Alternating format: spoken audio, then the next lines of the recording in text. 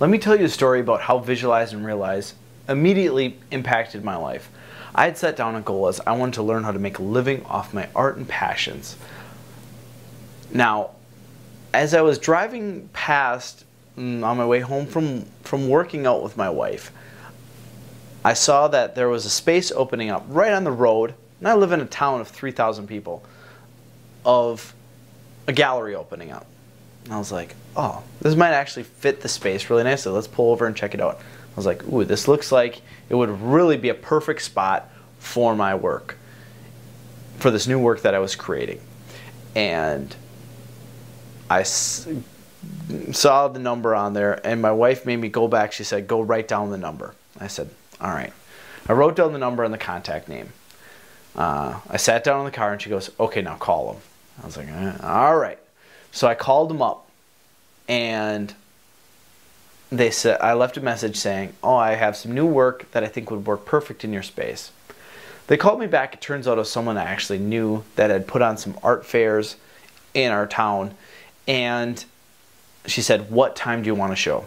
I was like, awesome. This would be great. And we set up a month. And I put the show up, and she's like, there's someone that you got to meet with this new work. I hadn't even put the show up. I was getting ready to put the show up. And I went and met this person, and it was an artist from Chicago who's currently living in Chicago. And they said, this work would be perfect for my son's gallery. He has a gallery in New Orleans. Here, I'll shoot some images. I'll call him up and talk to him.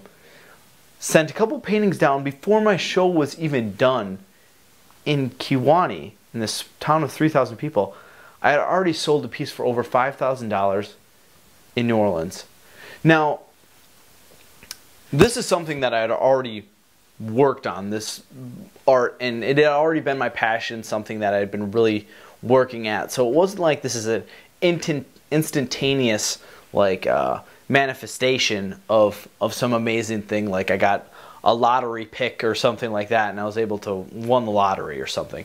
Not saying that that can't come about, but I utilized this to try to create my passions as my habits. And this is what Visualize and Realize really opened up. Because I had been watching this movie for, it was only a couple weeks when I noticed that, my mind, just as we were driving, saw that.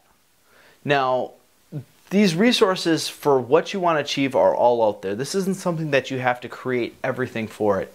The beauty of it is you realize after placing this in your subconscious that there are things when you're going through your normal daily routine that are available for you, that are opportunities for you to be able to fulfill these goals that are right there. And it'll be really surprising how easy that stuff is to line up.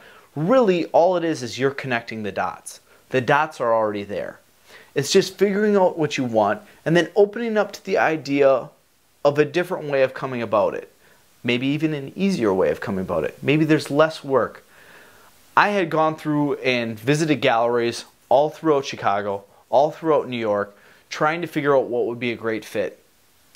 I watched this movie and had opportunities line up to do a show, which I ended up selling a piece and meeting all my financial goals that I had set for myself, a piece in the Kewaunee show, for that entire year. So, place down these goals, put them in the Visualize and Realize, and you realize there's way more opportunities than you could even try to line up if you were just pushing through. Let it happen, and you'll be amazed at the results.